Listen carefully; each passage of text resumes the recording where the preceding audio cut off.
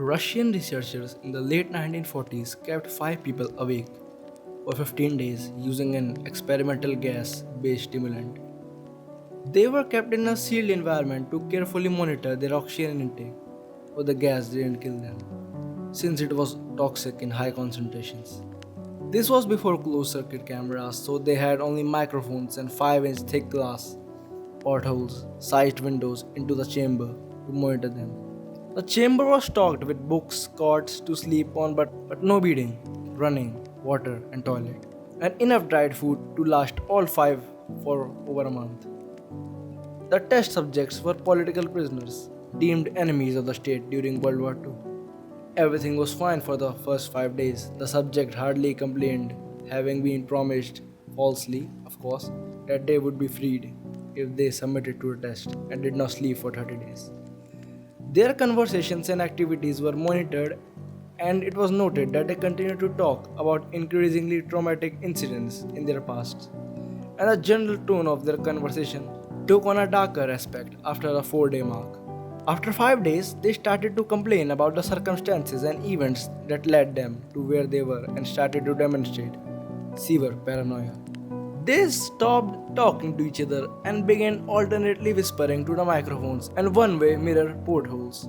Oddly, they were all seemed to think they could win and trust of the experimenters by turning off their comrades, the other subjects in captivity with them. At first, the researchers suspected this was an effect of the gas itself. After 9 days, the first of them started screaming. He ran the length of the chamber, repeatedly yelling at the top of his lungs for 3 hours straight. He continued attempting to scream but was only able to produce occasional squeaks. The researchers postulated that he had physically torn his vocal cords. The most surprising thing about this behavior is how the other captives reacted to it, or rather didn't react to it. They continued whispering to the microphones until the second of the captives started to scream. The two non-screaming captives took the books apart, smeared page after page with their own feces and pasted them calmly over the glass portholes. The screaming promptly stopped. So did the whispering to the microphones. After 3 more days passed, the researchers checked the microphones hourly to make sure they were working.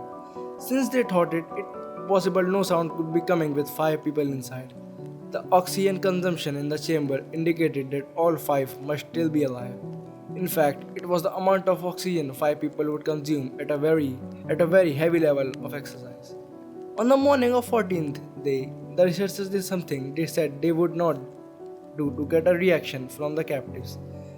They used the intercom inside the chamber. They announced, "We are opening the chamber. To test the microphone, step away from the door and lie flat on the floor, or you will be shot. Compliance will earn one of you your immediate freedom." To their surprise, they heard a single phrase in a calm, voiced response: "We no longer want to be freed." Debate broke out among the researchers and the military forces funding the research. Unable to provoke any more responses using the intercom, it was finally decided to open the chamber at midnight of the 15th day. The chamber was flushed of the stimulant gas and filled with fresh air, and immediately voices from the microphone began to object. 3 different voices began begging, as if pleading for the life of loved ones, to turn the gas back on. The chamber was opened and the soldiers sent in to retrieve the test subjects. They began to scream louder than ever, and so did the soldiers when they saw what was inside. 4 of the 5 subjects were still alive, although no one could rightly call the state that any of them in life. The food rations past 5 days had not been so much as touched. There were chunks of meat from the dead test subjects, thigh and chest stuffed into a drain in the center of the chamber, blocking the drain and allowing 4 inches of water to accumulate on the floor. Precisely how much of the water on the floor was actually blood was never determined. All 4 surviving test subjects also had a large portion of muscle and skin torn away from their bodies. The destruction of flesh and exposed bone on their fingertips indicated that the wounds were inflicted by hand, not with teeth, as the researchers initially thought. Closer examination of the position and angles of the wound indicated that most of, if not all of them, were self-inflicted. The abdominal organs below the ribcage of all the 4 test subjects has been removed. while the heart, lungs, and diaphragm remain in place. The skin and most of the muscles attached to the ribs has been ripped off, exposing the lungs through the ribcage. All the blood vessels and organs remain intact. They had just been taken out and laid on the floor, fanning out around the enviscated but still living bodies of the subjects. The digestive tract of all four could be seen to be working, digesting food. It quickly became apparent that what they were digesting was their own flesh that they had ripped off and eaten over the course of days. Most of the soldiers were Russian special operatives at the facility, but still many refused to return to the chamber to remove the test subjects. They continued to scream to be left in the chamber and alternately begged and demanded whether the gas to be turned back on, lest they fall asleep. To everyone's surprise, the test subject put on a fierce fight in the process of being removed from the chamber.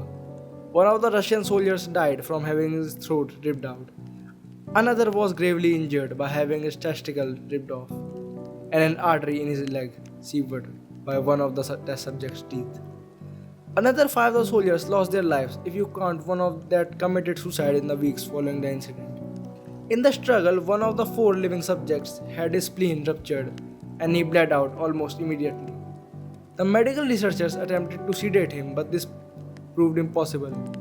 He was injected more than 10 times the human dose of morphine derivative and still fought like a cornered animal, breaking the ribs and arm of one doctor when heart was seen to beat for full 2 minutes.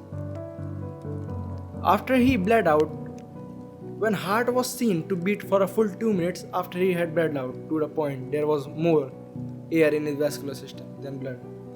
Even after it stopped, he continued to scream and flail for another 3 minutes, struggling to attack anyone in reach and just repeating the word more over and over, weaker and weaker, until he finally fell silent.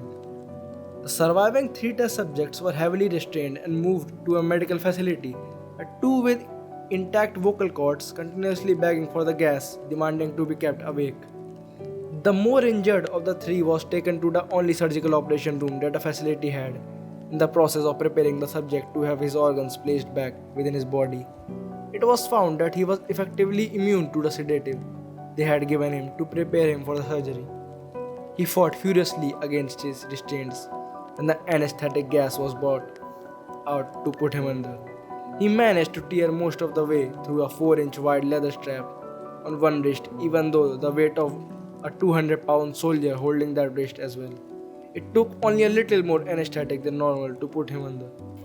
And in the instant his eyelids fluttered and closed, his heart stopped. In the autopsy of the test subject that died on the operating table, it was found that his blood had tripled the normal level of oxygen. His muscles that were still attached to his skeleton were badly torn, and he had broken 9 bones in a struggle to not be subdued. Most of them were from the force his muscles had exerted on them. The second survivor had been the first of the group of 5 to start screaming. His vocal cord destroyed, he was unable to beg or object to surgery, and he only reacted by shaking his head violently in disapproval when the anesthetic gas was brought near him. He shook his head hard, yes, when someone suggested, reluctantly, then try the surgery without anesthetic, and did not react for the entire 6-hour procedure or replacing his abdominal organs and attempting to cover them with what remained of his skin. The surgeon preceding stated repeatedly that it should be medically impossible for the patient to be still alive. One terrified nurse assisted the surgery stated that she had seen the patient's mouth curl into a smile several times whenever his eyes met hers. When the surgery ended, the subject looked at the surgeon and began to whistle loudly, attempting to talk while struggling. Assuming this must be something of drastic importance, the surgeon had a pen and pad fetched so the patient could write his message. It was simple: keep cutting. The other 2 test subjects were given the same surgery, both without anesthetic as well, although they had to be injected with a paralytic for the duration of the operation. The surgeon found it impossible to perform the operation while the patients laughed continuously. Once paralyzed, the subject could only follow the attending research with their eyes. The paralytic cleared their system in an abnormally short period of time, and they were soon trying to escape their bonds. The moment they could speak, they were again asked for the stimulant gas. The researchers trying asking why they had injured themselves, why they had ripped out their own guts, and why they had wanted to given the gas again. Only one response was given: I must remain awake. All three subjects' restraints were enforced and they were placed back into the chamber, awaiting determination as to what should be done with them. The researchers, facing the wrath of their military benefactors for having failed the stated goals of their project, considered euthanizing the surviving subjects. The commanding officer, an ex-KGB, instead saw potential and wanted to see what would happen if they put back on the gas. The researchers strongly objected but were overruled. In preparation for being sealed in the chamber again, the subjects were connected to an EEG monitor and had their restraints padded for long term confinement. To everyone's surprise, all three stopped struggling the moment it was let slip that they were going back to the gas.